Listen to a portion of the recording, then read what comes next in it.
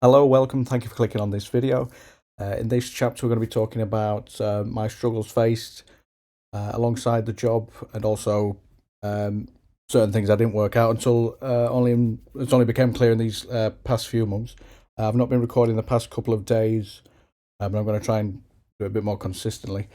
At least get like some recording with a batch. But yeah, yeah, there was stress from work, as we've seen in the past couple of videos. But yes, there was also other external influences, which I'll get into. I was trying to work out what my problems were at work. Well, not problems at work, but problems with me. So I mean, originally it started with seeing like an ADHD meme on Twitter, believe it or not, because I didn't really know what ADHD was. I just didn't like memes. I was like, it was actually on. I think it was. Well, I get it. There's a specific date, but I mean that's not really important. But yeah, and I just sort of looked up and I was like, oh yeah, that sort of does apply to me. But I went through others like possibly OCD, which I could make an argument for. Although I don't really like using the term OCD much because I know people do really struggle with that a lot, and I think it can be overused by certain people. But well, I could make an argument, and I think OCD. Well, my sort of OCD symptoms crop up a lot more with stress, which I'll give examples of. Um, but yeah, so I've got any formal diagnosis or anything, so I don't usually use a label. But I mean, if it helps me describe a certain symptom or something like that, then I don't really mind doing so. But yeah, there was other things like bipolar type 2, like hypomanic spells, maybe depression, BPD, which I'm quite BPD, which, well, in all fairness, I did meet the criteria. So I think is it 7 out of 9 of the DSM-5, I believe. I can't remember off the top of my head, but like impulsiveness, unstable relationships, um, self-harm, well, suicidal tendencies. Yeah, I could have met the criteria. Other things like autism, but the crucial one, which I've not cemented on. I don't really cement on anything nowadays because I've been through. I sort of have just like leading theories based on my current symptoms, based on my current like position and experiences, and I just sort of see which one points more towards. And low latent inhibition is, um, well, like I say, it's my leading theory at the moment. I mean, what is low latent inhibition? It's basically like everyone receives stimuli, like looking at things, hearing things. People with lower levels of latent inhibition, instead of seeing like a door or a door handle for the first time, people with high levels of latent inhibition would tune that out and not.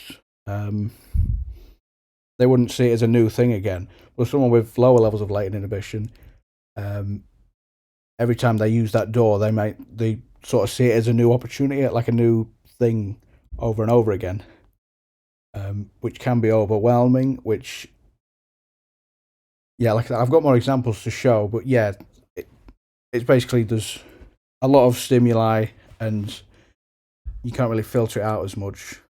Which we all have this to a degree, but it just depends. But yeah, it's like a spectrum based on anything. Some people have got higher levels of latent inhibition, some people have got lower. Um, and it's how well you are capable of filtering that out. Um, but yeah, I did buy other things.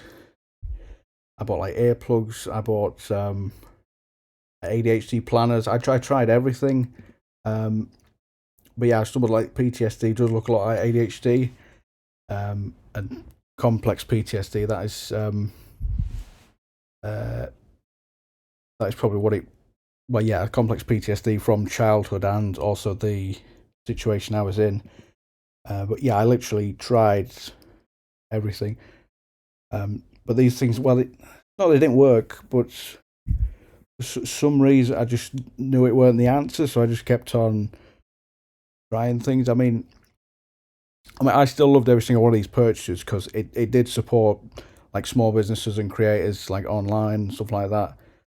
It helped me understand a little bit more about myself, sort of symptoms, and most importantly, it helped me understand a lot more about others, which is the crucial thing to understanding and seeing what other people are going through. And sometimes having a word for something to describe something is quite a big.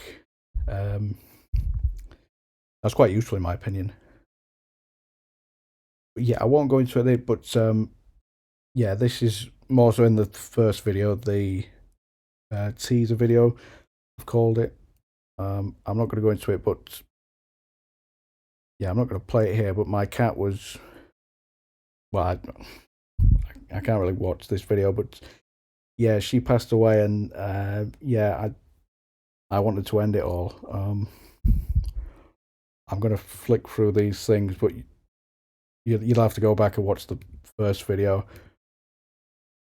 But it was, yeah, it was quite rough. Yeah, that's the day I found out what like ADHD masking was. 9th of April 2022, and like I said, well, I thought it was maybe BPD, which it was in extreme circumstances. But yeah, if you want to go back and watch that video, it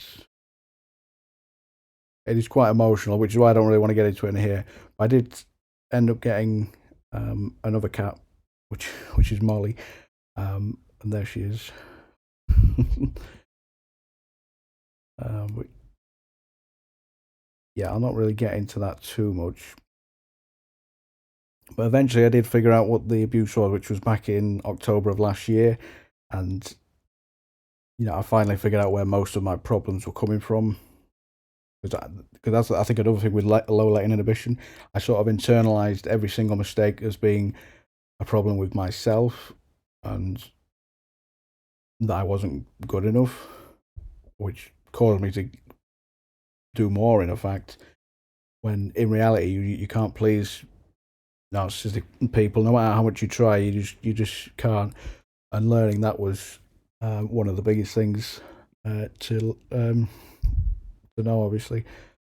But yeah, people on Twitter, the narcissistic abuse recovery community is very good. Actually, it's quite wholesome. But yeah, I'll not get into it here. But yeah, my last day was on the 30th of April. Handed in my notice, and well, I've been applying for some jobs. So I've got an interview on this Thursday, so hopefully that goes well. But yeah, there'll be another section after this episode about leaving my job and the things I found out only after leaving, and how it went.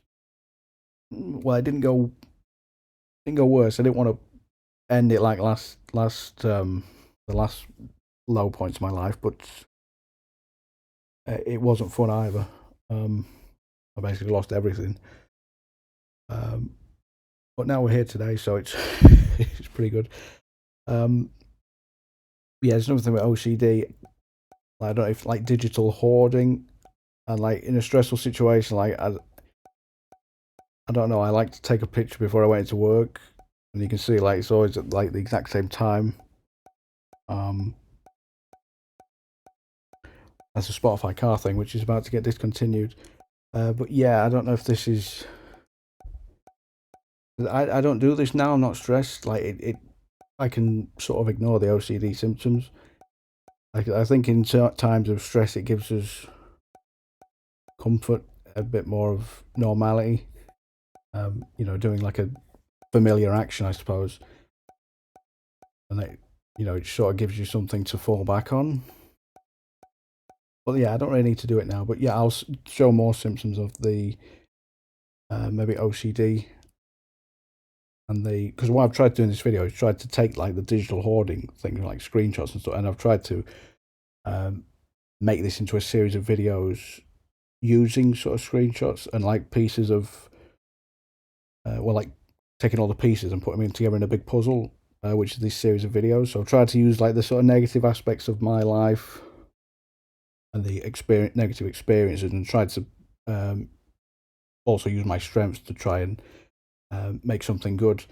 So hopefully that will be fun to watch in the next upcoming episodes. But yeah, that is about it for now. The next chapter we'll be talking about after leaving my job.